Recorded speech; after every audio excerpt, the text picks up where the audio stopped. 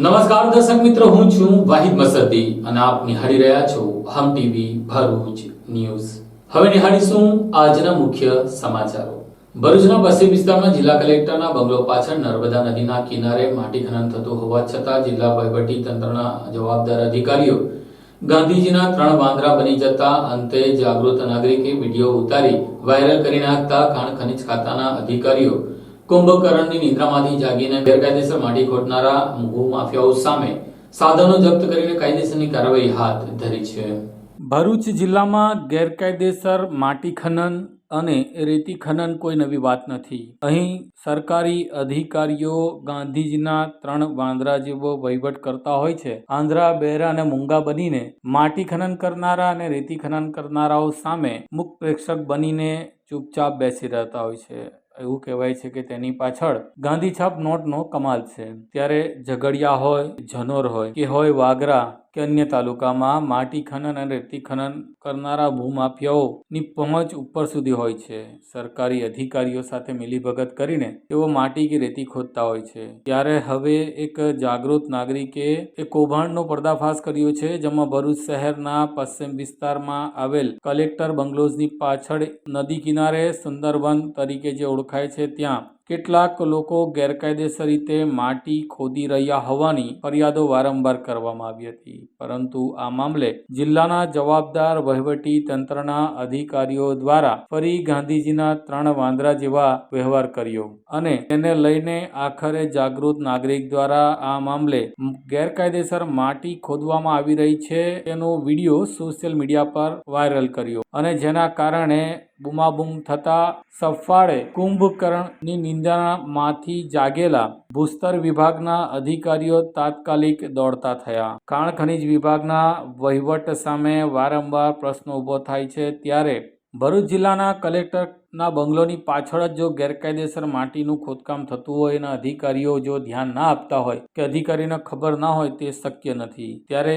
આ મામલે અંતે ખાણ ખનીજ ખાતાના વિભાગના અધિકારીઓ દોડતા થયા। તેમણે તાત્કાલિક ધોરણે ઘટના સ્થળેથી 4 જેસીબી, 4 હાઈવા સહિતનો મુદ્દા માલ કબજે કર્યું અને કાયદેસરની કાર્યવાહી કરવાની તજવીજ હાથ ધરી। ત્યારે ભરૂચ જિલ્લાના વહીવટી તંત્રના સૌથી મોટા અધિકારીના ઘરની પાછળ જ નદી કિનારે જો માટી ખનન ગેરકાયદેસર રીતે ચાલતું હોય અને તેની જાણ ખાણ ખનીજ ખાતાને ના હોય, જિલ્લા કલેક્ટરને ના હોય તેવું બની શકે નહીં। ત્યારે હાલ તો હવે જોવાનું રહ્યું કે ભરૂચ જિલ્લાના ખાણ ખનીજના અધિકારીઓ આ ગેરકાયદેસર માટીનું ખોદકામ કરનાર એજન્સી સામે શું પગલાં ભરે છે તે તો સમય આવતા જ ખબર પડશે। અંકલેશ્વરની પાનોલી જીઆઈડીસીની બીઆર એગ્રોટેક કેમિકલ કંપનીમાંથી હેઝાર્ડ વેસ્ટ કેમિકલ ભરીને નિકાલ કરવા માટે આઈસર ટેમ્પો જતો હતા। તે દરમિયાન જ એસઓજી પોલીસે ટેમ્પોને ઝડપી લઈને કંપનીના જનરલ મેનેજર સહિત ટેમ્પો ચાલક, માલ ખરીદનાર સામે ગુનો દાખલ કરી 10 લાખ ઉપરાંતનો મુદ્દામાલ કબજે કરી કાયદેસરની કાર્યવાહી હાથ ધરી છે।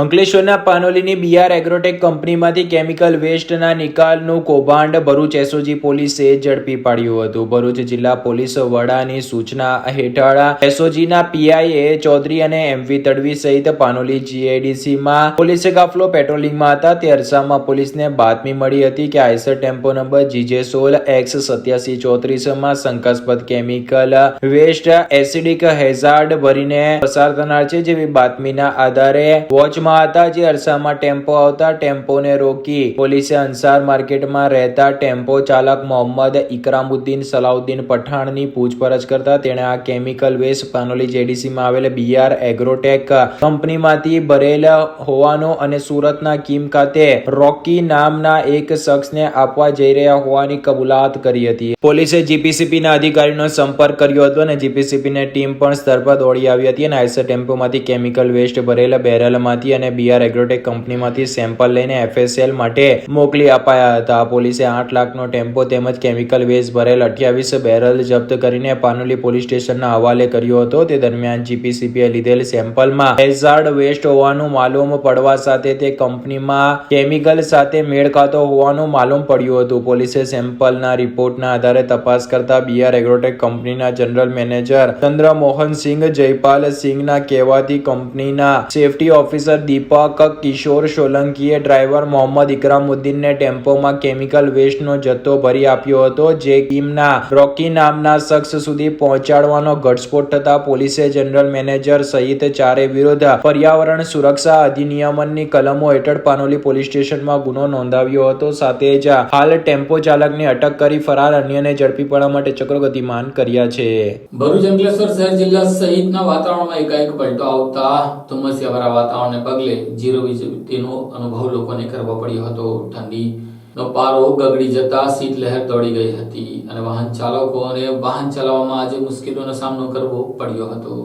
સમગ્ર રાજ્યમાં પારો ગગડતા ભરૂચમાં પણ ધુમ્મસની ચાદર છવાઈ હતી, તો વાહન ચાલકોએ ઝીરો વિઝિબિલિટીનો સામનો કરવો પડતા વાહનોની ગતિ ઘટી હતી. ભરૂચ શહેરમાં વાતાવરણ ઠંડુગાર બનવા સાથે વાતાવરણમાં ધુમ્મસ છવાયું હતું. આજે વહેલી સવારે ભરૂચ, અંકલેશ્વર સહિત દક્ષિણ ગુજરાતમાં ગાઢ ધુમ્મસ નજરે પડ્યું હતું. આ કારણે વિઝિબિલિટીમાં ઘટાડો થયો હતો, તો વાહન ચાલકોને પણ સમસ્યાનો સામનો કરવો પડ્યો હતો. રાજ્યભરમાં હવામાનમાં આવેલા અચાનક પલટાના કારણે આજે વહેલી સવારે ચોતરફ ભારે ધુમ્મસ છવાઈ જવા પામ્યું હતું. અત્રે ઉલ્લેખ કરવો રહ્યો કે ગતરોજ સુધી વાતાવરણમાં જે પ્રકારે ઠંડકમાં વધારો જોવા મળ્યો છે, તેને લઈને બીમારી અને વાયરલ ફીવરના કિસ્સાઓમાં પણ વધારો જોવા મળી રહ્યો છે. ભારે ધુમ્મસના કારણે વિઝિબિલિટી ઘટી જતા વાહન ચાલકોને ભારે મુશ્કેલીનો સામનો કરવો પડ્યો હતો. વાતાવરણ સાવ ધૂંધળું બની જતા મોડે સુધી વાહન ચાલકોને રસ્તા પર લાઇટો ચાલુ રાખીને નીકળવાની ફરજ પડી હતી. ગાઢ ધુમ્મસના કારણે વાતાવરણ તો બન્યું હતું, પરંતુ ભારે ધુમ્મસના કારણે ઠંડુગાર વાતાવરણ બની જતા લોકોએ ખુશનુમા વાતાવરણની મજા પણ માણી હતી. સવારે નોકરિયાત વર્ગ તેમજ વિદ્યાર્થી વર્ગને ભારે પરેશાની ભોગવવી પડી હતી. 10 ફૂટથી આગળ કંઈ જ દેખાતું ના હોવાના કારણે લાઇટો ચાલુ રાખીને નીકળવાની ફરજ પડી હતી, તો સાથે જ અકસ્માતનો ભય પણ સતાવી રહ્યો હતો. જો કે મોર્નિંગ વોક માટે નીકળનારા વર્ગે ફૂલ ગુલાબી વાતાવરણની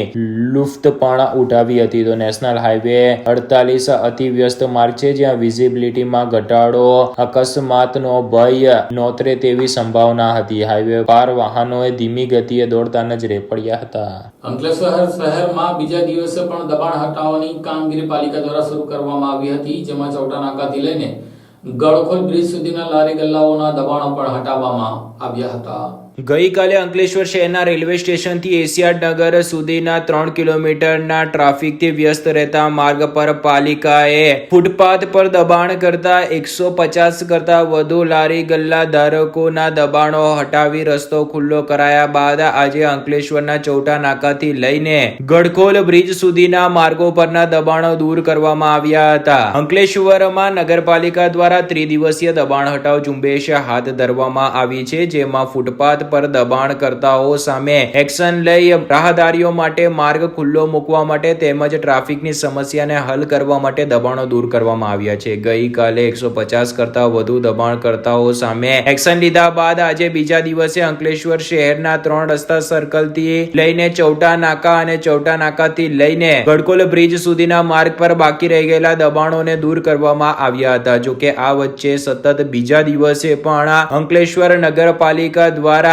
ગરીબ લારી ગલ્લા ધારકો સામે કાયદાનો કોયડો વીંજી અને દુકાનદારો સામે રહેમ નજર રાખવામાં આવી હતી. અંકલેશ્વર શહેરમાં હવે દબાણની સંખ્યામાં નોંધપાત્ર વધારો જોવા મળી રહ્યો છે. ખાસ કરીને શહેરના 3 રસ્તા સર્કલથી લઈને ચૌટા નાકા સુધીનો માર્ગ દબાણોથી ભરપૂર થઈ ગયો છે. તેવામાં અંકલેશ્વર નગરપાલિકાના હોદ્દેદારોના કેટલાક સંબંધીઓ અને મિત્રગણોએ પણ દબાણો કરી રાખ્યા છે. ત્યારે હવે પોતાના સિક્કા જ ખોટા હોય ત્યારે કોને કહેવા જવું તેવા ઘાટ સર્જાતા નગરપાલિકાએ રાજ્યભરમાં ચાલી રહેલા દબાણ હટાવ ઝુંબેશ હેઠળ દબાણ હટાવવાની કામગીરી શરૂ કરી. તેમાં પણ ખાસ કરીને ફૂટપાથ પરના દબાણો હટાવવાના નામે લારી ગલ્લા ધારકો પર એક્શન લેવામાં આવી હતી અને કાયદાનો કોયડો વીંજવામાં આવ્યો હતો. અત્રે ઉલ્લેખ કરવો રહ્યો કે અંકલેશ્વર શહેરના બ્રિજનગર આસપાસ કેટલાક દુકાન સંચાલકોએ પાકા બાંધકામો કરી નાખ્યા છે. નીચે આરસીસી નું કામ અને ઉપર પતરાઓ ગોઠવી ચીજ વસ્તુઓનું વેચાણ કરી રહ્યા છે, પરંતુ તેમ છતાં તેમની સામે સામે નરી આંખે જોઈને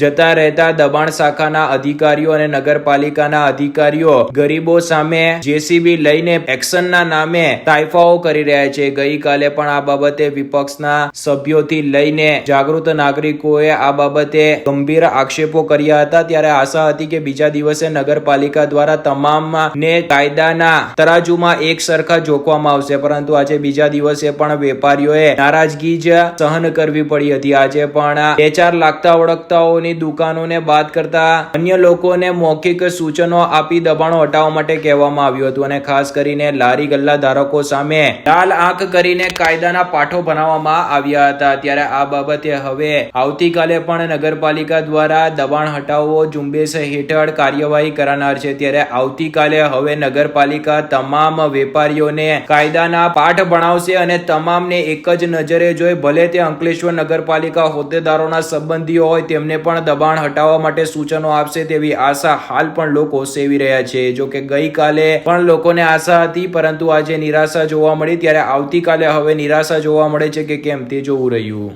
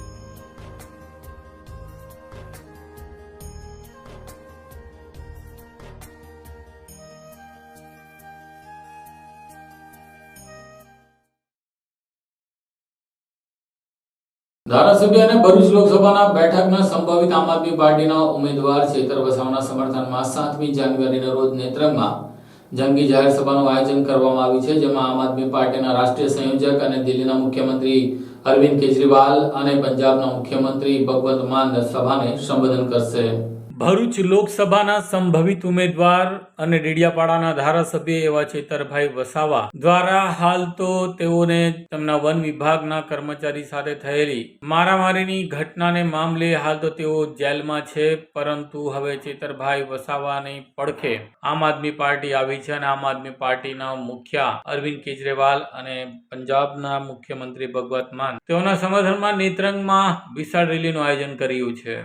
7મી જાન્યુઆરીના રોજ સુરત એરપોર્ટ ખાતે સવારે બંને મુખ્યમંત્રીનું આગમન થશે. નેત્રંગ ખાતે રેલી યોજવામાં આવી છે, ત્યારે ચૈતરભાઈ વસાવાના સમર્થનમાં એક રેલી પણ નીકળશે અને રેલી બાદ એક મહાસભાનું આયોજન કરવામાં આવ્યું છે. ધારાસભ્ય ચૈતરભાઈ વસાવા તેમની પત્ની અને માતા અને બાળકોની મુલાકાત કર્યા બાદ બંને મુખ્યમંત્રી ચેતર વસાવાની મુલાકાત માટે રાજપીપળા પણ જશે. હાલ તો ચેતર વસાવાના સમર્થનમાં 7મી જાન્યુઆરી રોજ નેત્રંગમાં ભવ્ય જનસભાનું આયોજન કરવામાં આવ્યું છે અને તેમાં નેત્રંગમાં મુખ્યમંત્રી અરવિંદ કેજરીવાલ અને ભગવંત માન દ્વારા આ મામલે જનસભા સંબોધન કરવામાં આવશે. આમ આદમી પાર્ટી દ્વારા સંભવિત ભરૂચ લોકસભાના ઉમેદવાર એવા ચૈતર વસાવાના સમર્થનમાં પ્રચાર ઝુંબેશ 7મી તારીખથી શરૂ કરી દેવાયો છે. અંકલેશ્વર તાલુકાના કોસંબડી ગામે મસ્જિદ ટ્રસ્ટના ટ્રસ્ટીઓ દ્વારા ગુજરાત વકફ બોર્ડના પરવાનગીના હુકમ અંગેનો ખોટો પત્ર બનાવીને બિલ્ડરને ભાડા પેટે જમીન આપી રોકડી કઢી લીધી હોવાની ઘટનામાં થયેલી પોલીસ ફરિયાદના અંતે આજે પોલીસે 3 ટ્રસ્ટીઓને ઝડપી લઈ કાયદેસરની કાર્યવાહી હાથ ધરી હતી.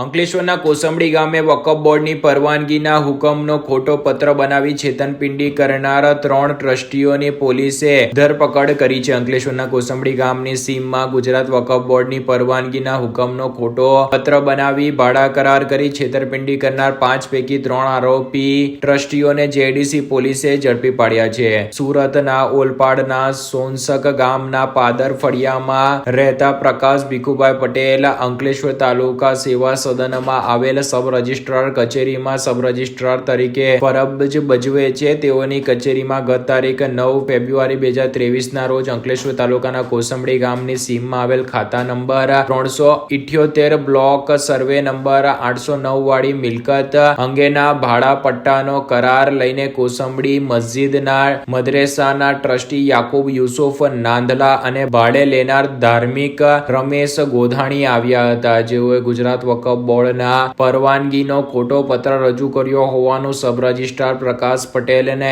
મોડે ધ્યાને આવતા તેઓએ ટ્રસ્ટી યાકુબ યુસુફ નાદલા વિરુદ્ધ જેડીસી પોલીસ મથક ખાતે ફરિયાદ નોંધાવી હતી. પોલીસે ગુનો નોંધી છેતરપિંડી કરનાર 5 પૈકી 3 આરોપી ટ્રસ્ટીઓ એવા બશીર ઇસ્માઇલ પટેલ, યુસુફ મોહમ્મદ નાદલા સહિત યાકુબ યુસુફ નાદલાની અટક કરી વધુ તપાસ હાથ ધરી છે.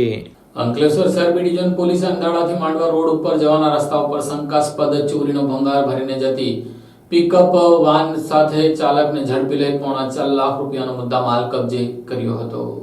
અંકલેશ્વર શહેર બી ડિવિઝન પોલીસે અંધાડા ગામના વાઘીવાડથી માંડવા તરફ જવાના માર્ગ પરથી શંકાસ્પદ ભંગાર ભરેલ બોલેરો પિકઅપ સાથે ચાલકને ઝડપી પાડી 3.5 લાખ ઉપરાંતનો મુદ્દામાલ કબજે કર્યો હતો. અંકલેશ્વર બી ડિવિઝન પોલીસ મથકનો સ્ટાફ મિલકત સંબંધી ગુનાઓને શોધી કાઢવા માટે પેટ્રોલિંગમાં હતા. તે દરમિયાન બાતમી મળી હતી કે અંધાડા ગામના વાઘીવાડથી માંડવા તરફ જવાના માર્ગ ઉપરથી પિકઅપ બોલેરો ગાડી નંબર GJ16 AV 6981 માં શંકાસ્પદ ભંગાર લઈ કિસ્સામાં પસાર થનાર છે. જેવી બાતમીના આધારે પોલીસ હડકોલ પાટિયા પાસે વોચમાં હતી. તે દરમિયાન અંધાડા ગામે છાપરા પાટિયાથી થોડે આગળ બાતમીવાળી પિકઅપ ગાડી નજરે પડતા પોલીસે તેને અટકાવી હતી અને અંદર તપાસ કરતા તેમાંથી 1860 કિલો લોખંડનો ભંગાર મળી આવ્યો હતો. પોલીસે અંધાડા ગામની વૃંદાવન સોસાયટીમાં રહેતા પિકઅપ ગાડીના ચાલક પ્રદીપ જવાહરલાલ ચોરસિયાને ભંગાર અંગે પૂછપરછ કરતા તેણે સંતોષકારક જવાબ કે આધાર પુરાવા રજૂ કરી શક્યો ન હતો, જેને લઈને પોલીસે 55,000ના ભંગારના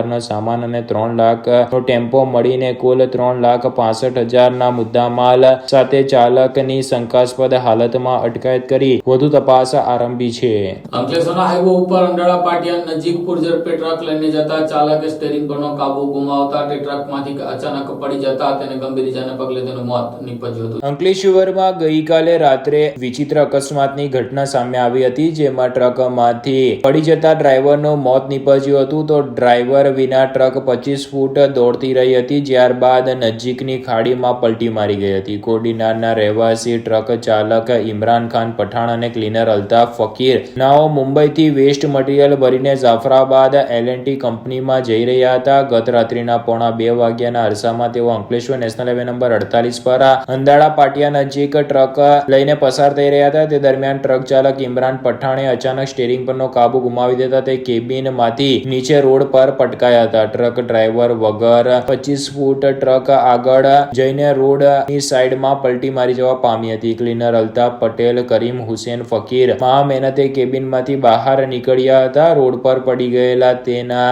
શેઠ એવા ટ્રક ચાલક પાસે પહોંચતા ત્યાં તેને માથામાં ગંભીર ઈજા પહોંચી હતી. 108ની ટીમે સ્થળ પર આવીને તપાસ કરતા ઇમરાન પઠાણ મૃત હાલતમાં હતા. ટ્રક ચાલકે અચાનક કેમ સ્ટીયરિંગ પરથી કાબુ ગુમાવ્યો તેના પર સવાલો ઉભા થયા હતા. જોખું આવી જતા આમ બન્યું કે પછી ચક્કર આવીને પડી જતા કે પછી હૃદય હુમલો થયો હોવાની આશંકા વ્યક્ત કરાઈ હતી, જેને લઈને પોલીસે પોસ્ટમોર્ટમ રિપોર્ટની રાહ જોઈ રહી છે. સાથે તમામ પાસાઓને ધ્યાનમાં રાખીને તપાસ આગળ વધારી છે. અયોધ્યામાં ભવ્ય રામ મંદિરના નિર્માણમાં મહત્વનો ફાળો આપનાર કાર સેવકો પૈકી કેટલાક કાર સેવકોને આજે વિશ્વ હિન્દુ પરિષદના આગેવાનો દ્વારા ભરૂચ ખાતે સન્માન કરવામાં આવ્યું હતું.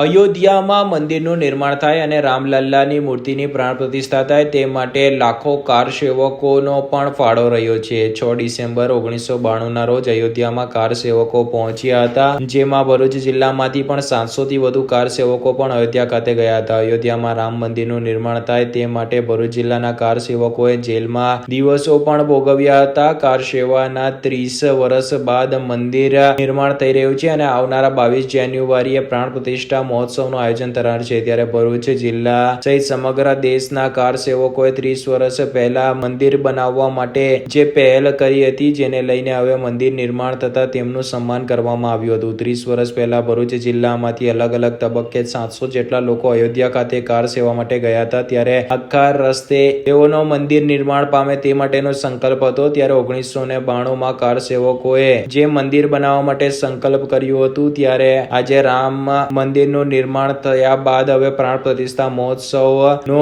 અવસર ભારત દેશમાં થવા જઈ રહ્યો છે. ત્યારે ભરૂચ જિલ્લાના કાર સેવામાં ગયેલ 162 કાર્યકરોનું સન્માન સમારોહ આજે ભરૂચના વેજલપુર બંબાખાના અંબે માતા વિદ્યાલય ખાતે કરવામાં આવ્યું હતું. આ પ્રસંગે ડોક્ટર ભગુભાઈ પ્રજાપતિ, VHP અગ્રણી અજય વ્યાસ, મનન આશ્રમના સ્વામી, કુકરવાડા આશ્રમના સ્વામી લોકેશ આનંદ તેમજ સ્વામી અને વિરલ દેસાઈ ઉપસ્થિત રહીને જિલ્લાના કાર સેવકોનું સન્માન અને બહુમાન કર્યું હતું. સમગ્ર વિશ્વ જે ઘટનાની આતુરતાથી રાહ જોઈ રહ્યું છે તે રામલલાનું નવ્ય ભવ્ય અને દિવ્ય મંદિર એ પુનઃ બની ગયું અને ત્યારબાદ 22મી જાન્યુઆરીએ રામલલા પુનઃ પોતાના નવા ઘરની અંદર જઈ રહ્યા છે. ત્યારે વડાપ્રધાનશ્રીના વરદ હસ્તે એ આખો કાર્યક્રમ થવાનો છે. વરિષ્ઠ સંતો ત્યાં રહેવાના છે, પરંતુ તે સમયે ભરૂચમાં આ જગ્યા પર વેજલપુર વિસ્તારમાં એક ભવ્ય કાર્યક્રમ કરવામાં આવ્યો કે જેમાં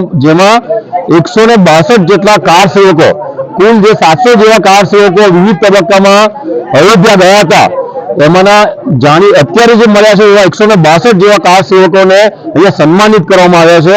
એટલા માટે કેમ કે એ કાર સેવકોના ભગીરથ પ્રયાસને કારણે જ કોઈ ઢાંચો તૂટ્યો હતો અને ત્યાર પછી જ એક ક્લિયરન્સ થયા પછી ત્યાં મંદિરનું નિર્માણ થયું છે. સાથે સાથે માત્ર ઢાંચો તોડવો કે પુનઃ નિર્માણ કરવું એટલું જ નહીં, પણ હવેના સમયમાં રામ મંદિર બની ગયા પછી રાષ્ટ્ર નિર્માણ તરફ આગળ જવા માટે યુવાનોએ શું કરવાનું છે ને તેનું અહીંયા માર્ગદર્શન આપવામાં આવ્યું છે.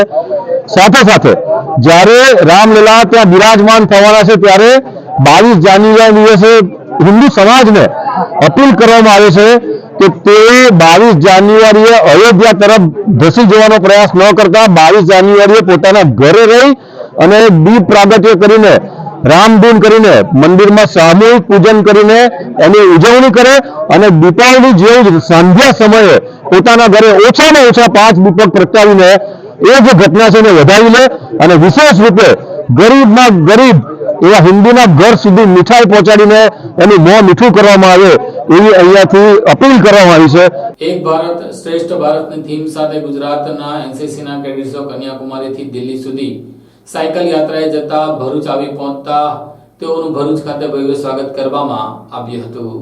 એક ભારત શ્રેષ્ઠ ભારતની થીમ સાથે ગુજરાતના એનસીસીના કેડેટ્સે કન્યાકુમારીથી દિલ્હી સુધીની સાયકલ યાત્રાનું આયોજન કર્યું છે. આ સાયકલ યાત્રાના કેડેટ્સ ગુજરાતના ભરૂચ આવી પહોંચતા તેઓનો MK કોલેજના એનસીસી કેડેટ્સે ભવ્ય સ્વાગત કર્યું હતું. ભારત દેશમાં હાલમાં ઘણી ઊંચાઈઓ સર કરી રહ્યું છે, જેની સમગ્ર વિશ્વના દેશો નોંધ લઈ રહ્યા છે. જ્યારે હાલમાં એનસીસીના 75 વર્ષ પૂર્ણ થતા એક ભારત શ્રેષ્ઠ ભારતની થીમ સાથે ગુજરાત એનસીસી ગ્રુપના 12 ગર્લ્સ કેડેટ દ્વારા આ મેસેજ એટલે કે સંદેશ ભારતના દરેક રાજ્યોમાં પહોંચાડવાની નેમ સાથે 8મી ડિસેમ્બરથી કન્યાકુમારીથી દિલ્હી સુધીની 3032 કિલોમીટર સાયકલ યાત્રા શરૂ કરી હતી. આ સાયકલ યાત્રામાં 32 દિવસોમાં 21મી જાન્યુઆરીએ 2024ના રોજ દિલ્હી પહોંચી વડાપ્રધાનની હાજરીમાં પૂર્ણ થનાર છે. આ એનસીસી કેડેટ્સો તામિલનાડુ, કેરલા, કર્ણાટક, ગોવા, મહારાષ્ટ્ર થઈને ગુજરાતમાં પ્રવેશ્યા હતા. આ સાયકલ યાત્રા ગતરોજ સાંજના સમયે ભરૂચની MK